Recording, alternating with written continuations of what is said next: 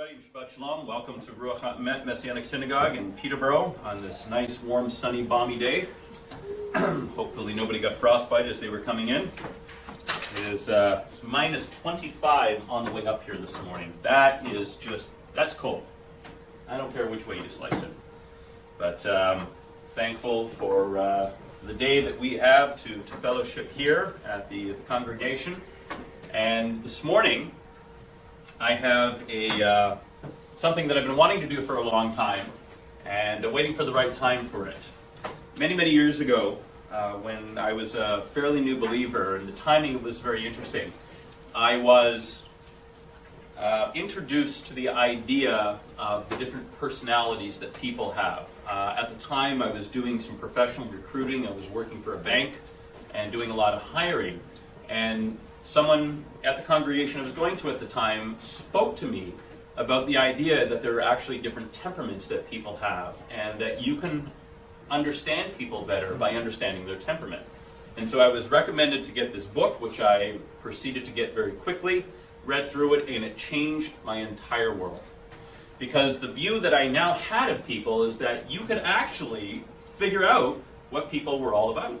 You could tell how they were wired based on how God made them. And as we saw in our scripture reading this morning from Psalm 139, it's one of the more well-known scripture verses, and it says that we are fearfully and wonderfully made. And as Rob emphasized this morning, that we are woven in our mother's wombs. So God has actually created us, and He's created us with a specific intent, and He's created us with a specific character. And this idea began to formulate thousands of years ago. It probably started off in either Egypt or Mesopotamia.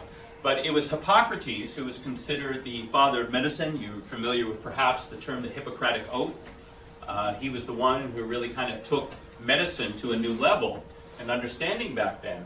And what he believed was that people's personalities were actually determined by the color of fluid that was in your body. And he called them humors. And so what he said, and this idea that still exists today, that there are four basic temperaments or four basic humors. And the color of the fluid what determined what your personality was like. And someone who was completely balanced would have an equal balance of all four humors. But when someone became imbalanced in that there was more of one less than another, there would be a dominance of one of the different temperaments. And so what we're going to do is we're going to explore those in more detail today, all with the understanding that if you're going to be developing relationships with people, and remember, ministry is about relationships, and everything you do in the world is about relationships. When you understand the personality of the temperament of the person that you are across from, it makes it much easier to begin to understand how to interact with them.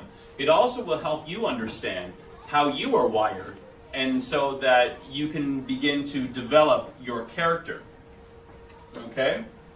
So, although we of course got rid of the kind of hocus-pocus aspect of these different temperaments, we know that your fluids aren't what determines your temperament. The idea that everybody has a combination of these different personalities and temperaments was something that I've tested over and over and over again. And so I know it works. And although modern psychology really kind of poo-poos the idea, one of the reasons is, according to Tim LaHaye, who wrote the book Spirit Controlled Temperament, which is the book that I really got started on, he said the reason is because most of modern psychology is really Freudian in nature. And Freud was an atheist, and he believed, as most psychologists do, that we are no different from the animals, and so therefore everybody comes out of the womb completely neutral. And it is totally your environment that molds you. You're not predisposed to anything. Well, we know that's not true. We know that God has created us with a purpose and with an intent.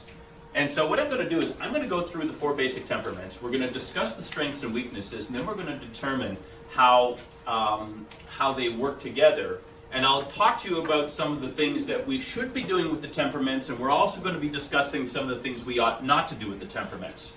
So although the focus of our message this morning is really going to be on understanding the temperament so that we know how to engage people for the purpose of preaching the gospel, what we also realize is that this can be used in really any aspect of our lives. Whether it be understanding why we respond a certain way to a certain situation, why we continue to have the same dynamic going on with either family members or friends of ours, or maybe it's how to get along better at work with certain people that we don't understand. Or maybe you're in a sales position, and if you're wanting to understand how to motivate that person, then this will be very, very helpful for you. But we also want to make sure is that we're not using what we learn here as an excuse and say, well, that's just the way that I am.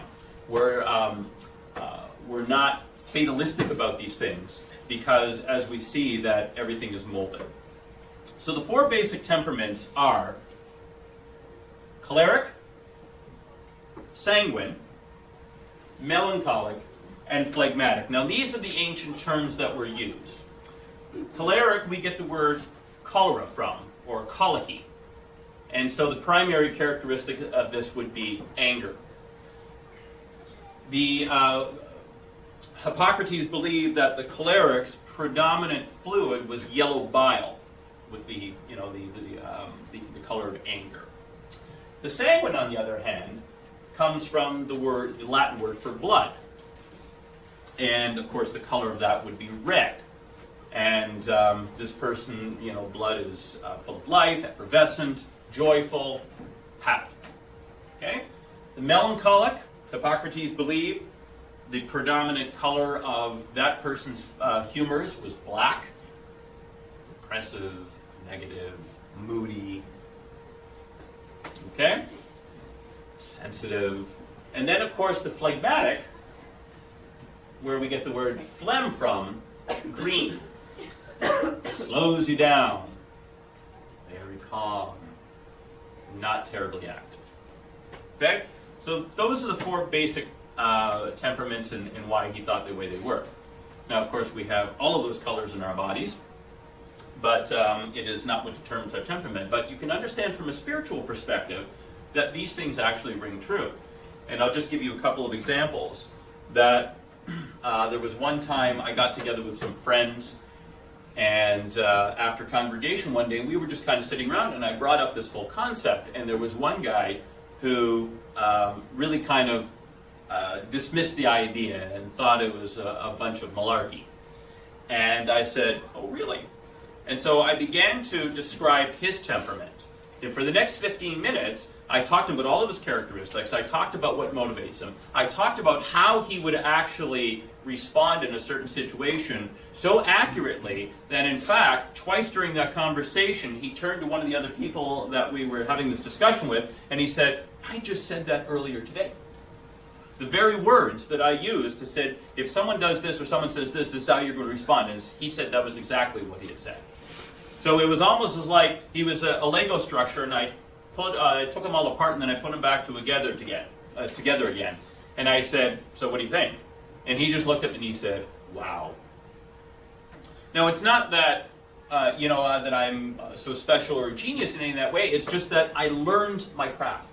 And I have discernment. See, once you study these things and you begin to get insight into what people's lives are all about, it becomes very easy. When I was doing professional recruiting, I would sit there and I would interview sometimes 3, 4, 5, 6 people in a day.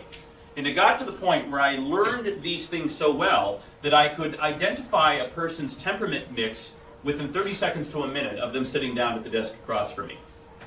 And in doing so, I knew what their strengths and weaknesses were. I knew how it applied to the job that they were applying for. And I was able to kind of direct the interview to the point where I could really zone in on what I needed to know about them, whether they were a good fit for the job or not. It is an incredibly powerful tool that most people aren't utilizing. And what excited about me is that for many years I studied this and I kind of taught people on it. I was an anomaly. But, see, you learn to juggle. And then when we stepped into the life leadership business, this was part of the culture, and everybody studies this, and everybody talks about it, and I really kind of felt that I was at home, because I had been talking about this stuff for years, and nobody knew what I was talking about. Everybody found it fascinating, but now we have a whole culture of people who are using it. So I really want to be able to bless you with this. So let's talk about some of the strengths and weaknesses. Okay?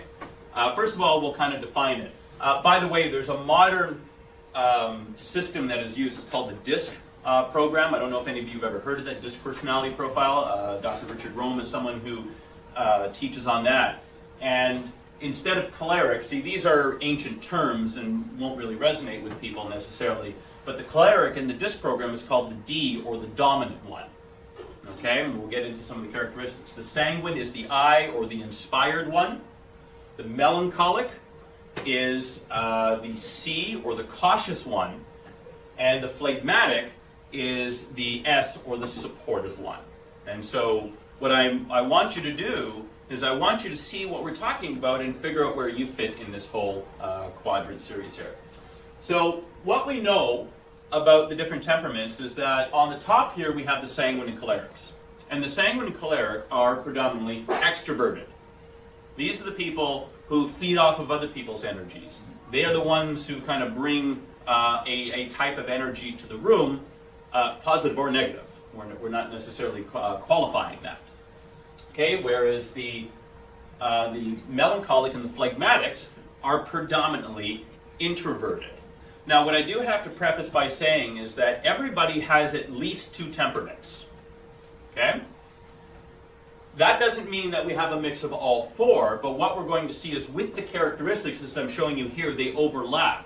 And so just because you have one of the characteristics of one of the temperaments doesn't necessarily mean you have any of that particular temperament. What it means is that there's a commonality between your temperament and perhaps the one that we're talking about.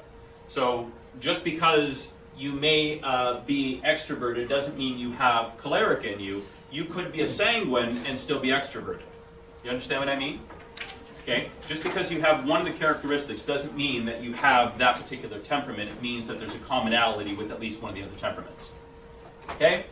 So the choleric and the sanguine are both extroverts. The melancholic and the phlegmatic are introverts. The melancholic and the choleric temperaments are predominantly task-oriented. More concerned about getting stuff done and doing stuff than they are about people. Whereas the phlegmatic and the sanguine, they are people-oriented. They're driving force. That doesn't necessarily mean... Now, this is what I'm saying. A phlegmatic can be a task-oriented person. They love doing things, but their motivation is people. So when we talk about orientation, cholerics and melancholics aren't necessarily concerned about what people think. Okay? We may like people, we may try to identify, but our primary motivation is not what other people think. Whereas the sanguine and phlegmatic, by the way, which my wife has both of, is all people-oriented. And my son, who is the reverse of his mother, all people-oriented. And so what you will find is that decisions are made based on whether people are, how people respond. And then the other thing is that both the choleric and the phlegmatic tend to primarily make decisions based on logic or analytical data. Okay? So we look at things and we say, okay, this is where we're at. It's a logical decision that we make. Whereas the sanguine and the melancholic tend to predominantly make decisions based on emotion or how they feel. Which may confuse people because melancholy people, one of their characteristics is being very analytical.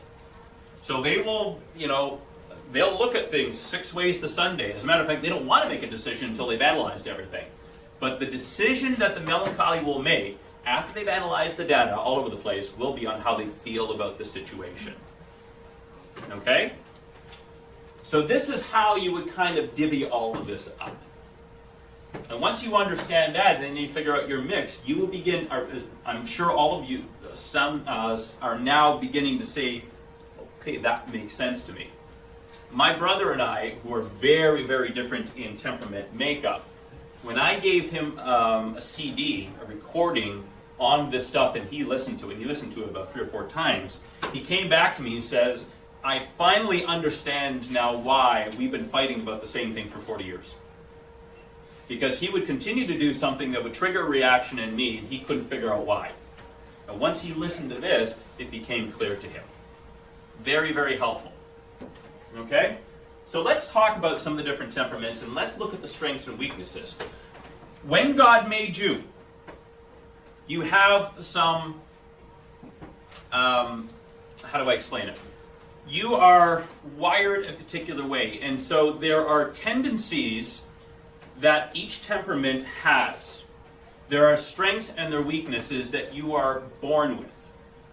What will determine whether the strengths or the weaknesses come out more is the environment that you are in. So it is the whole battle between nature and nurture. We're going to be discussing the nature part of it, what you are born inherently with. What will flush those out, whether it's one side or the other, is the environment. So what I mean by that is that the strengths will come out when you are in a positive, healthy, and affirming environment. If whatever temperament you are safe, you are affirmed, you are encouraged by those around you, whether it be your parents, your spouse, your friends, or whatever the case may be, more of the strengths of your temperament will come out. Okay? If, on the other hand, you grew up in a negative environment, oppressive, abusive, if it's negative, if it's, there's a lot of fear in there, if you're not encouraged, if you're discouraged, more of the weaknesses of your temperament will come out. And so what we have seen is that people who grew up in a negative environment and they exhibit a lot of weaknesses, all of a sudden get transferred to a positive environment, and the weaknesses begin to kind of melt away, and the strengths begin to come out, almost like a flower blooming.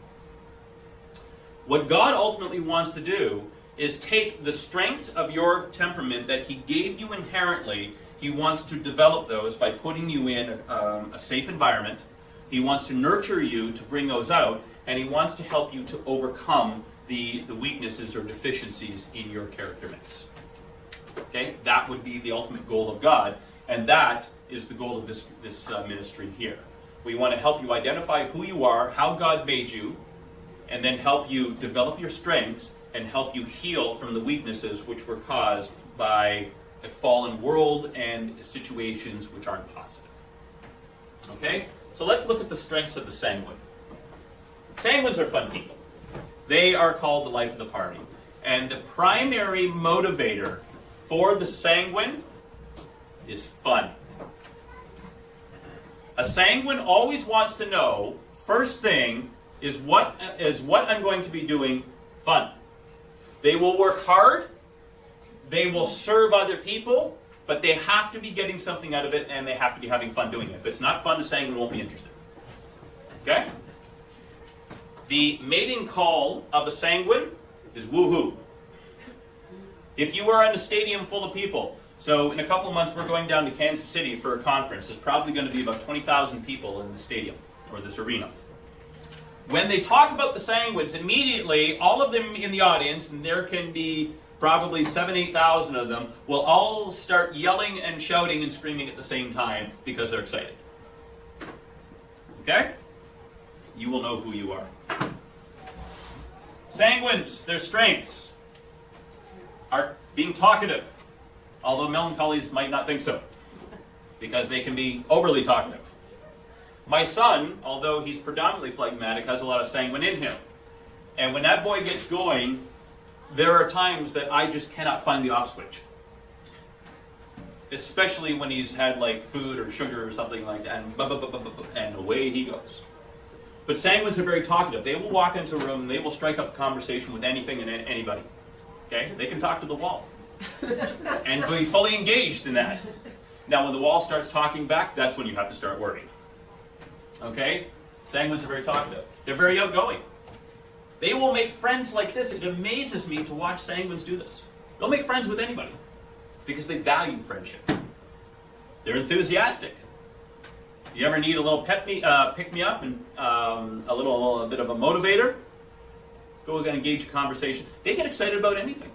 They'll get excited about the weather, cold or warm. It doesn't matter. It's exciting. They are warm people by nature. Okay, loving. They're very personable. They're very friendly. Okay, a sanguine just makes you feel good. They're very compassionate. Okay, they're very carefree. They don't seem, as a rule, to have a lot of burdens. They don't have a lot of things hanging off of them.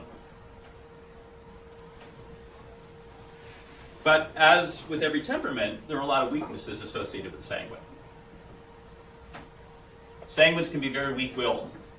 What will be a strength for them will also translate to a weakness if they don't discipline themselves. Okay? And really what this comes down to is that when we look at the weaknesses of all the different temperaments, the weaknesses are caused by lack of discipline and selfishness. That's what it always comes down to. The strengths are those that sometimes come naturally, but also are things that can be developed through discipline.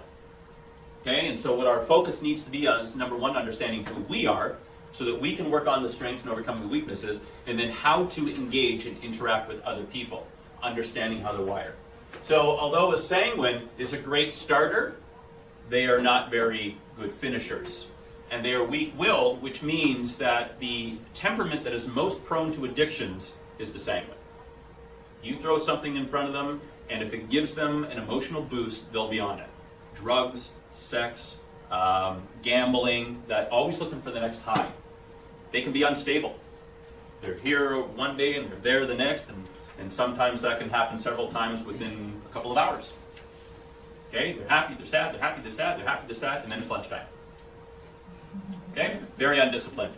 A sanguine really struggles to discipline themselves because they have the attention span of electric shock. Okay? They like shiny baubles. Yes, and squirrels. Sanguines love squirrels. They're restless. They cannot focus on something for very long because they're always looking for that next hit. And if something becomes tedious, if something becomes boring, they will focus on something, again, as long as they're having fun with it. The moment it becomes boring or a task, they drop it and they're on to the next. And they don't seem to have any, even if other people are relying on them, it doesn't matter. They can be very egocentric. As the CD I was listening to this morning, he said, he was giving an example where he met someone, he said, talking in the role of a sanguine. Oh, hi, how you doing? I'm this, that, the other thing. But enough about me. How are you? What do you think about me? A sanguine rarely finds a mirror or a camera that they don't like. They love the attention. They love to be noticed. And the more sanguine that they are, the more they love those things. They can be loud. Sanguines can, especially if they're competing for attention, they will raise the volume. They can be very exaggerated. The fish was actually this big. Okay? Told you a million times not to exaggerate. Sanguines are very good at that because they love to tell stories. And they can be fearful. Because sanguines are also actually quite sensitive, and although there can be a lot of bravado within them, really there's a lot of insecurities behind there because they're so dependent on what other people think of them. And so while a sanguine can come across as maybe being confident, that could just be a mask. And you will see a lot of this come out if they're trying to compensate. How many of you think that you're sanguine in this room? Well, I would say you have it in you, but I wouldn't say it's your primary temperament. And I'll explain why in a few minutes. Okay? All right, let's talk about the choleric.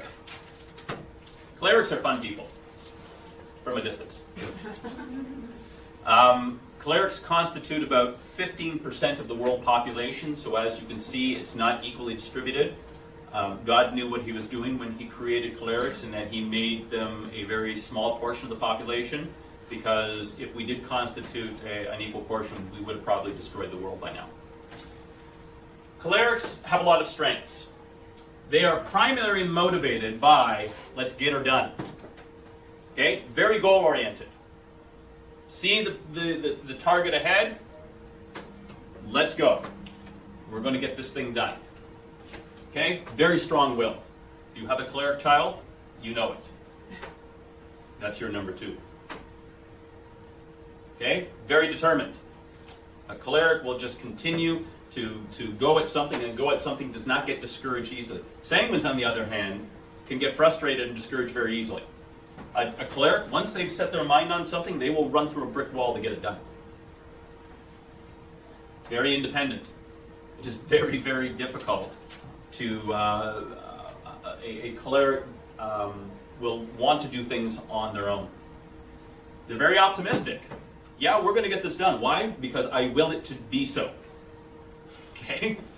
You may be looking at impossible odds. It doesn't matter, because we're confident that we can get it done. Very practical. Okay? Cholerics aren't really all that interested in the aesthetics of things, and it's just like, the question we ask is, does it work? Because we have something to accomplish. Cholerics are very motivated by being active. Highly extroverted, as a rule, but with the purpose of accomplishing a task. Very productive. A choleric can be in constant motion, always doing stuff. My wife often says to me that, and she's a sanguine, so she's extroverted, but she says that she has trouble keeping up with me sometimes, because I'm going. Very decisive. Cholerics will not mull over something very long. We will be often wrong, but never in doubt. We make a decision because we know we're right. We're very confident, very decisive. We have the ability to kind of gather facts and analyze them very quickly and come to a decision. It's probably not all that well thought out, but then again, we don't have time to think things out too much because we've got to be on the move. Okay? And although anybody can learn about leadership and anybody can become a leader, a choleric is naturally predisposed to taking a lead in a situation. They want to be the leader. Cholerics want to be able to tell other people what to do. But also, that comes from a positive thing, which is we have confidence in ourselves to be able to get through a situation. And I can tell you something right now. When you're in a crisis situation, you want a choleric around to lead you. Because they will be able to figure out what to get. Now, there may be a lot of collateral damage in the process, but as we're going to discuss with some of the other temperaments, they're not crippled by indecision. And there are stories, of course, for instance, in the Civil War, where Abraham Lincoln, one of his generals, was very, very indecisive. And it caused a lot of losses on the battlefield, and Lincoln was trying to figure out how to replace this. He was, first of all, trying to figure out how to motivate this guy. And he would plan, but he would never attack. And finally, he had to replace him with someone who was going to be more confident. Whereas General Sherman, on the other hand, he just went in and, literally, the term scorched earth policy came, burned everything in its path, destroyed any kind of food supplies or anything like that, so there was nothing left. That's decisive. Was it costly? Yes, but it ultimately did get the job done. See, a cleric won't be so concerned about what people are thinking. The major concern is, we need to get this done. Yes, there's going to be damage, there's going to be collateral damage in this, there are going to be sacrifices, but we will eventually get the job done. And they're competent, because they know what needs to be done, and they're not afraid to do it. Okay? But as we can imagine, with this type of temperament, there's a lot of shortcomings. Number one,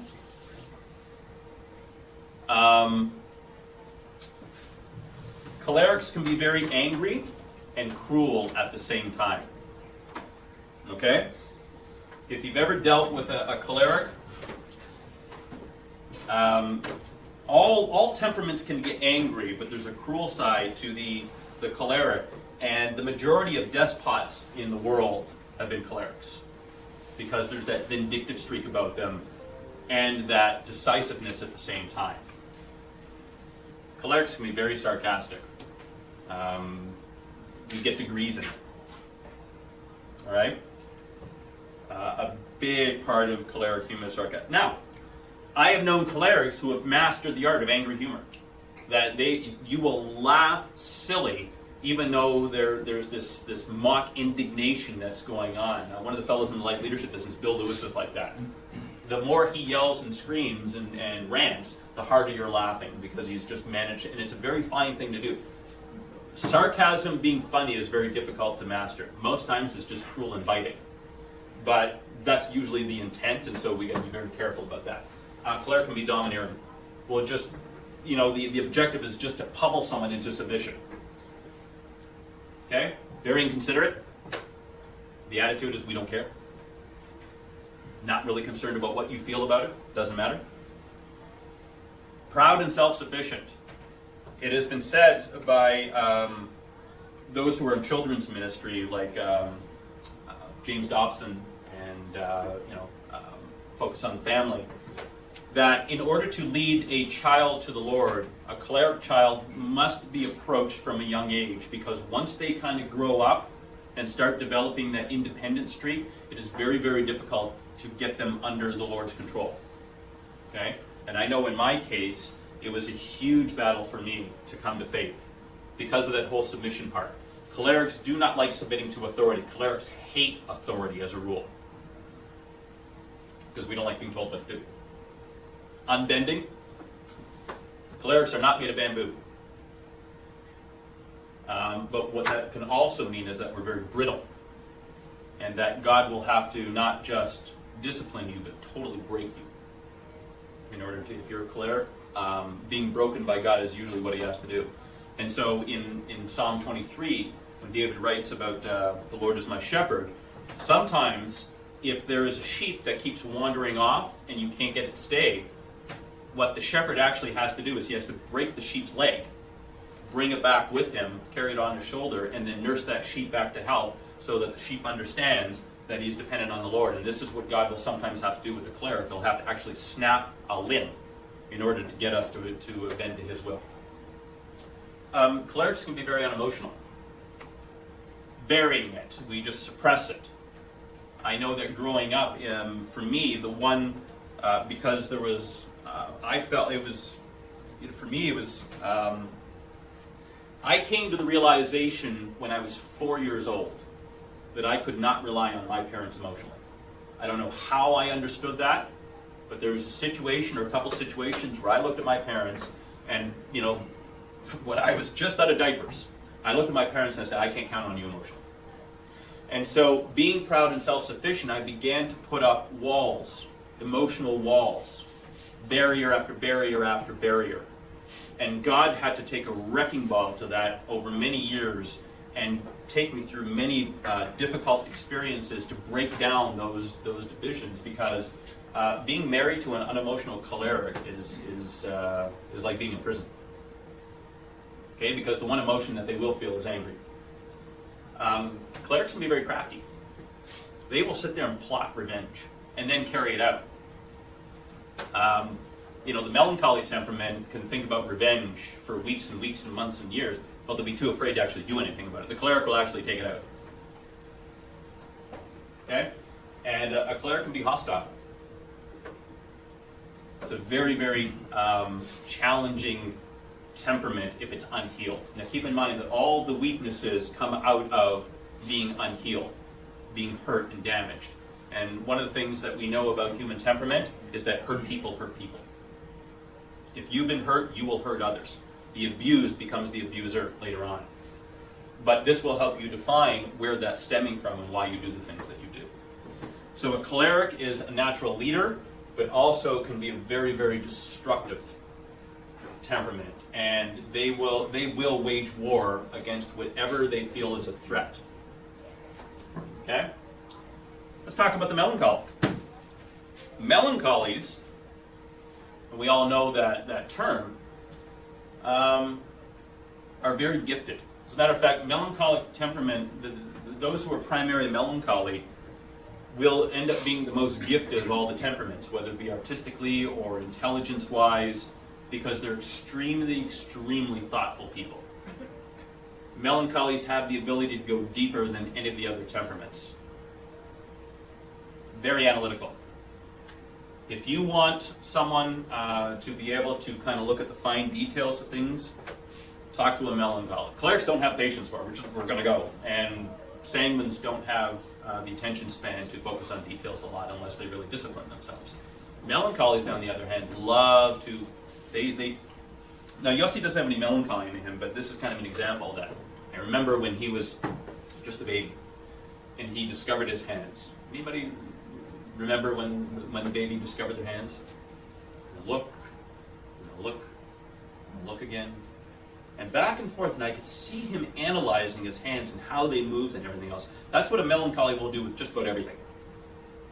Melancholies, because they're task-oriented, not people-oriented, you walk into a room full of people and see the spot on the floor. Okay? Extraordinarily sensitive. Melancholies have the ability to feel what everybody else is feeling. As a matter of fact, they are like a sponge when it comes to emotions. Which is also why they tend to be low on energy to begin with, and they're introverts, and so other people feed off of their end, and they'll just get sucked dry. You ever walk into a room, there's a bunch of people, and 20 minutes later you want to go running for your own? Yeah, because your energy is just being dissipated. Other people are drawing from it, because you could feel everything that you can feel. Now, you've also experienced a time where you walk into a room, there's a lot of good energy, and that will kind of give you a pick-me-up, although in small doses, but you've walked into a room where there's been a lot of negative energy, and it just crushes you. Okay? If you want to get a good reading on what's going on, talk to a melancholy. They're perfectionists, and in this case, it's a positive thing. Okay? It's also a weakness. They'll drive you crazy sometimes. As a matter of fact, Wayne McNamara, who I work with in life leadership, he calls them melon crazies. Because they'll make nuts. But if, like, watchmakers or artists, okay, we're fine detail, you don't necessarily want to sing when designing bridges, which is, I think, what the government did over on the Trans-Canada Highway there. Melancholies will make sure everything is right. They will make sure all the calculations are correct, because they'll measure twice and do it once, whereas a choleric will measure once and do it twice, or maybe even 3 times. Okay? Perfectionists. Very concerned about the aesthetics. They want to make sure that everything is just so. And so this color's got to match with this color. And this has to look right. And the mood and the feng shui and all this other stuff that has to be brought into the picture, it has to be just so. Melancholies tend to be immaculately dressed. Or sometimes they have a really kind of funky style, but yet it works at the same time. Okay? Because they're concerned about all the components. They want to make sure that all of the senses are engaged in making it feel just right. Melancholies can be very idealistic, which can be really troublesome once they get smacked with reality. But a melancholy is it's utopian almost. Very loyal. Once you gain a melancholy's trust, they're like a dog. They'll be with you for life. Okay? Very, very loyal. They don't make a lot of friends, because they don't have the energy or the time for that, but they will invest a lot of energy and time into the friendships that they consider important. Very self-sacrificing. Once you gain their trust, they will give you the shirt off their back. Very thoughtful. If you talk to a melancholy about a situation, they're very concerned about giving the right answer. And so you'll see them pause and they'll kind of process, unlike the cleric who just has an answer for you. Right, wrong, or indifferent, doesn't matter, we just want to give an answer. But a melancholy will really think about the situation, will really think about your circumstance, will pull all the data that they've got together and they'll look at all the different combinations. So you might not get an answer for a week or two, but they'll come back with one that they've really thought out. Let's talk about the weaknesses of melancholy. By the way, a melancholy doesn't think they have any weaknesses, but they certainly recognize all the weaknesses in everybody else. Number 1, self-centered. All of these, which make them such good people to be around at times, can also make them very ego-centered. It's all about them. Because of the fact that they feel so intently, and they feel so big, and like their feelings will overtake them, you'll often find a melancholy, it'll be all about how they feel. Very moody. I was out with this girl one time. We'd gone for a walk, and she was a flight attendant, and a friend of mine knew she was coming into town, so she had her come to my congregation. So I was spending a couple of days with her, just kind of showing around the city and stuff like that. So we go to this place, and all of a sudden she starts crying. And I said, "Well, what are you crying about?" She says, "I don't know." Don't ever do that to a cleric; it'll mess us up. I mean, clerics like to give answers for everything. We have solutions for everything. Which we have to learn to kind of temper, because when people come to us with problems, they don't always want to answer. But if you don't even know what the problem is, that really confuses us. Our brains are just not wired that way whatsoever. Melancholies are very moody, because their emotions, they're often captive to their emotions, and so they're up and they're down, they're up and they're down. Very negative. They are drawn toward the negative. They're what I call awfulizers. Okay, it's the worst of everything. All the situations are bad. They'll find the worst in every situation, as a matter of fact. You can have 10 things that are right and the one thing that is wrong, and they'll zero in on that. Because it's not perfect. They're perfectionists, which can really be a bad thing if they don't temper it. Very theoretical. Melancholies can be very, very impractical because they've got this ideal view of what the world should be like, and sometimes they'll go there in order to avoid reality because reality is too tough for them. So although being idealistic can be a positive thing if you know how to channel it right, you still got to deal with reality. But everything is, well, it could be this. There's a lot of what-ifs in the melancholy way of doing things. Very impractical, as we discussed. Unsociable. The reason is because they're so busy thinking about stuff and they're so busy thinking about tasks. Melancholies tend to be very good at math and things like that are very skill-oriented. Not having to deal with a lot of people because melancholies tend not to like being around a lot of people.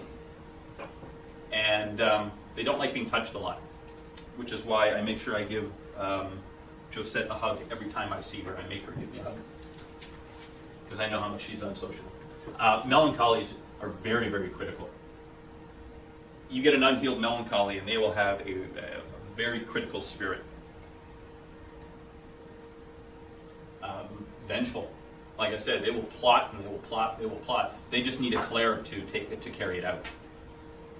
So they'll plan. These are the type of people that really get mad at their spouse, and they'll create this whole plan in order to have them offed. But they'll have to hire a cleric to actually be the hitman. And melancholies can be very rigid. Again, unbending. Because they're task-oriented, because the problem that a melancholy will run into is that their world needs to be just perfect, and if it's not, they can't deal with it. They can't deal with imperfection. And so the compromising and things like that is just not, but it's got to be this way. And a melancholy hates being wrong, because being wrong means that it's imperfect. And so they will defend their position to the death because they can't handle the fact that they might be wrong. And what will lead a melancholy to freedom is just understanding that it's okay to be wrong sometimes. It happens to everybody. Okay? Let's talk about the phlegmatic. Phlegmatics are they're wonderful people to have around. You want phlegmatics around. The reason is because they're very calm. They're very calm seas. No waves. Very easygoing. Very happy-go-lucky. Very dependable. A phlegmatic, oh my goodness. They are, you want a phlegmatic handling tasks. Like they make very good accountants, they make very good teachers, they make very good diplomats, where you just need to make sure that they can navigate through things because phlegmatics love to watch people. They'll just sit there and they will observe, and they will observe, and they will observe. They love to watch. Not with any kind of intent, they love to watch. It's amusement for them. Okay? They're very efficient. They will get something done, and they'll go about their business quietly because they don't like to complicate things. It's not because a phlegmatic is so brilliant in figuring out how something's going to get done and the best way to do it. It's just that they don't like extra work. And one thing that I've said, and I mean you can take it with a grain of salt, but I've said for many years that if you give the job to a lazy man, he'll figure out an easier way to do it, if he's going to do it at all. Okay? They're conservative in that phlegmatics keep their cards close to the vest. So they're not going to be wild and crazy. They're not going to be the one in the corner with the lampshade on at a party. As a rule. They're very practical. Okay, again, how do we get this done efficiently? Because I don't want to work any harder than I have to. Phlegmatics are good worker bees. They love to be busy about not much. and we'll discuss that in the weakness side of things, but they're good followers. They're very, although I said phlegmatics are motivated by people, they're very task-oriented in the sense that if you need something done and the steps are very clearly laid out, that's why so many phlegmatics are accountants. That's why so many phlegmatics are teachers, is because there's a series of steps that we go through when we go from one to the next, to the next, to the next, and they like following that. Do not throw in extra stimulus that they haven't prepared for. That will mess up a phlegmatic quicker than anything. Phlegmatics do not like change. This is the way we've done it. This is the way we will continue to do it because I'm comfortable. They're very diplomatic. A phlegmatic can even tell you off in a way that you won't be upset. Because they're very concerned about hurting people's feelings. They hate hurting people's feelings. The motto of phlegmatic is, can't we all just get along? Love to get along. Very humorous. Phlegmatics usually have very dry sense of humor. You'll notice that you'll be sitting there talking to them. A lot of times they have a monotone voice, and all of a sudden they'll say something, and it'll take you a moment to realize that they just said something very, very funny. And they'll do it, they'll deadpan it, and that's why you don't know that. See, a sanguine, when they tell a joke, they'll look at you like this. It's like, isn't that funny? Huh? Yeah? Aren't you laughing at my joke? Well, maybe I have to tell another one. Sanguines are terrible at telling jokes, I've found, for the most part. I watch my wife try to tell a joke, and oh my goodness. And then we have a friend of ours who is exactly like my wife, 20 years older, and she tells a joke the exact same way. And it's like, oh, I get it, so it's a temperament thing. Because you're so busy laughing at your own joke that you can't even think about how to put it together. And because sanguines are so focused on them, they can't even think about how it might appear to someone else. So they're laughing in their head as they're totally butchering it. But a phlegmatic, because they think about things so long, and they have and because they're people watchers, they will be able to zero in on a situation and just they'll just have the appropriate comment and just they'll make you laugh. Weaknesses of phlegmatic. Stingy. Not only with money, but with time. They don't want to give. Okay? It's theirs. Fearful. Phlegmatics can be paralyzed by fear. And what phlegmatics are masters of is the delay. They will find every excuse in the world, and they'll do it so nicely too. They're prone to laziness. The biggest weakness of a phlegmatic is that they're lazy and they don't want to do anything. They would be you cannot motivate a phlegmatic by telling them that they have the opportunity to stand up in front of 1,000 people to give a speech. A sanguine, no problem. You can tell a sanguine that they're going to have an opportunity to speak to that many people. There's going to be that many people paying attention to me. Woohoo! A phlegmatic, not so much. They want rest. You know how you motivate a phlegmatic? Telling them that if they work hard now, that there's rest later on. Very indecisive.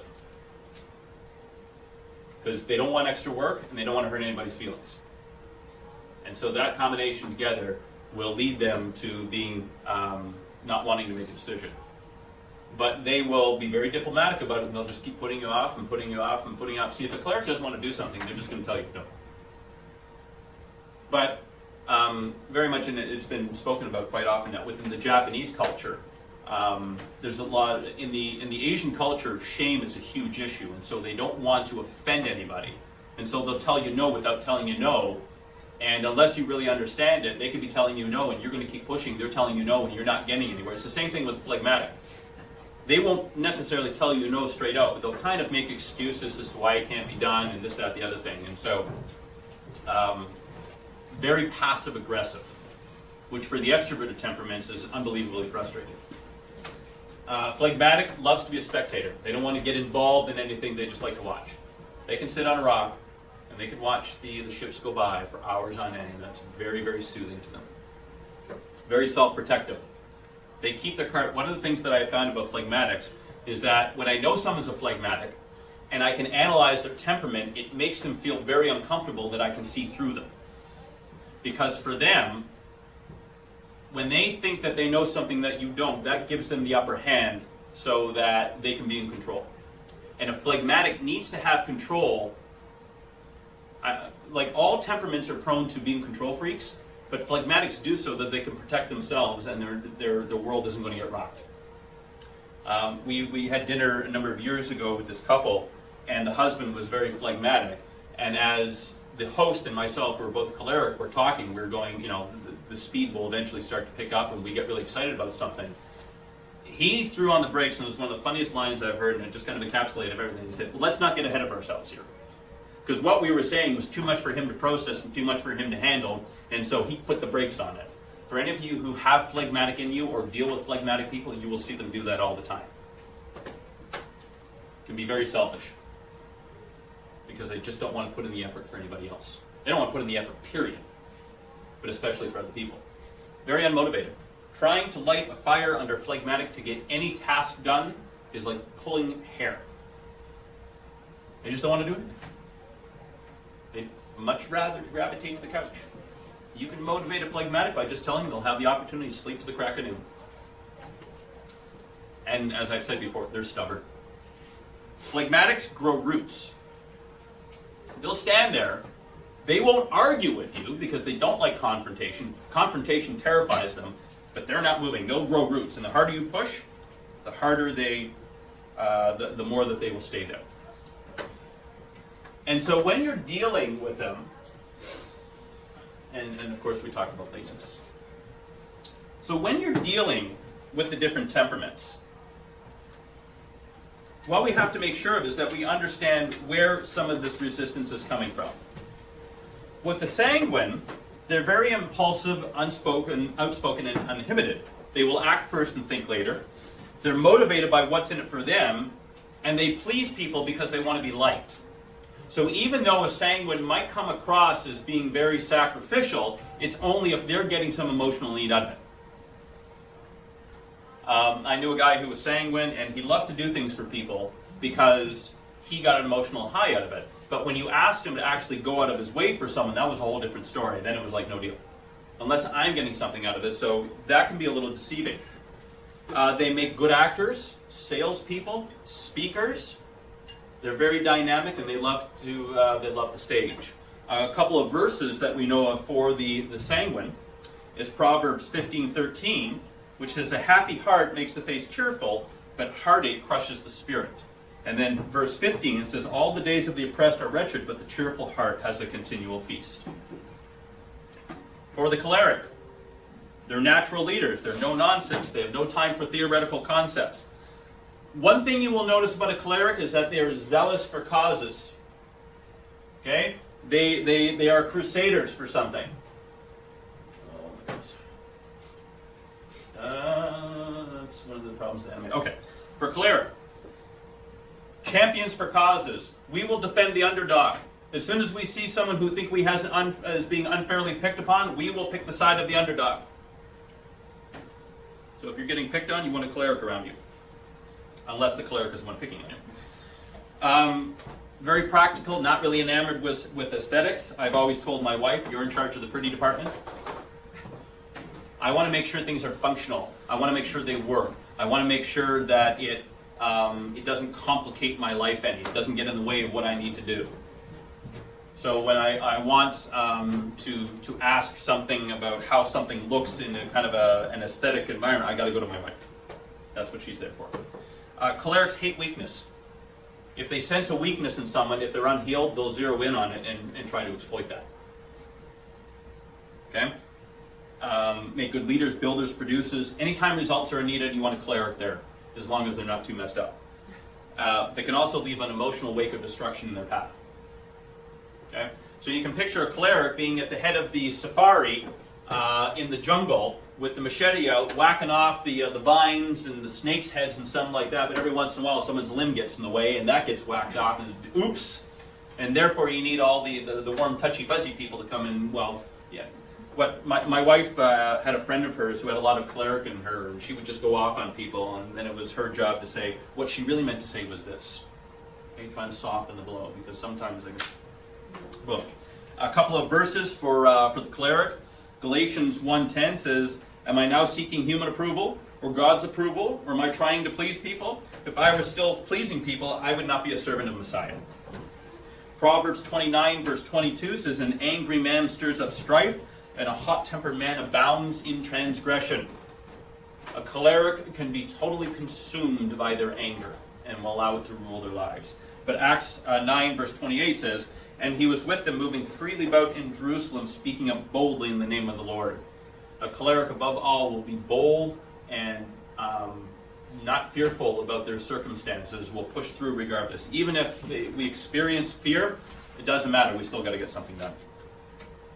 For the melancholy, or paralysis by analysis, melancholies cannot take criticism personally. Anytime you correct a melancholy on something, they think it's about them. You could have two people talking over in the corner, and the melancholy will think they're talking about them. Even though it might have nothing, they automatically assume they're to the point of paranoia. They're very quiet, thoughtful, and care about making the right decisions. Very careful about details. A melancholy will usually have an inferiority complex. Will make the most and the best excuses for everything. Awfulizers and prone to depression. Melancholies make very good artists, musicians, inventors, philosophers, surgeons, and professors. Proverbs 27 verse 12 says, "The prudent see danger and take refuge, but the simple keep going and suffer for it." And so if you are trying to get a project together and you need someone who can see a lot of the details, you want a melancholy behind you, because they will spot the things that you will miss.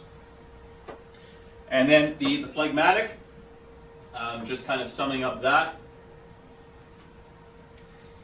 they're turned off by any type of pressure. A phlegmatic does not want to volunteer for anything. Not overtime, not a project. They don't want to lead anything. They just want to be told what to do. Make sure that step 1, step 2, step 3, they know what they're doing and they can get it in. Phlegmatics love routines. They're very gracious, they're easygoing, which may be mistaken for disinterest. Phlegmatics are sometimes accused of not being interested in something, but it's because they're very easygoing nature that can be confusing. They might get excited about something, you'll just never know about it. Sometimes they're almost impossible to motivate. A favorite expression of a phlegmatic is, "Where did the time go?" Another motto or a slogan that the phlegmatic will say is, "Why do today what we can put off till tomorrow? We've made enough mistakes for today." Okay?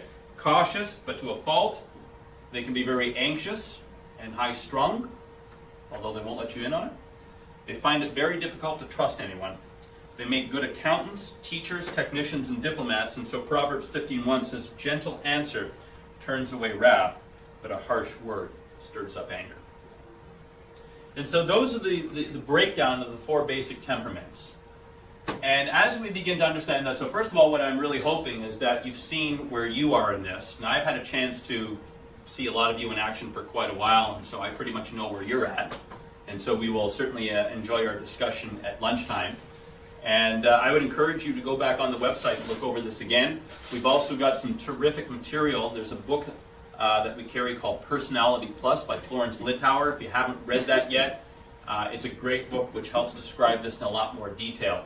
And what we're going to be doing next week is we're going to be talking about the temperament mixes and how they combine together, so it will help you really understand who you are. And so I trust that this has been helpful for you, and continue to meditate on this and see what God is speaking to you about, so that you may know where you're at, where He wants to take you, and what you need to focus on. Let's pray. Gracious and loving Father, how grateful we are for your provision in our lives. And Father, when we see how these things are laid out, and we know that there's so much accuracy to them, and we know that you've given us clues to help us to understand how we are and how we interact with other people. I pray, Father, that we would really begin to meditate and look inwardly on ourselves, but then outwardly on others, and know that, Lord, we want to focus on our strengths, developing those, to overcoming our weaknesses that have been caused by circumstances in our life, but also that we may come alongside of other people and begin to understand why they react the way they do. So thank you, Father, for the fact that you have made us fearfully and wonderfully. Thank you, Father, that we know that we are exactly the type of person that you want us to be, and that all we need to do is strive now to understand how we can overcome those things that set us back so that we can fulfill all that you have for us in this life. And we commit these things to you in the mighty and worthy name of Yeshua Jesus, our Messiah, and for his sake.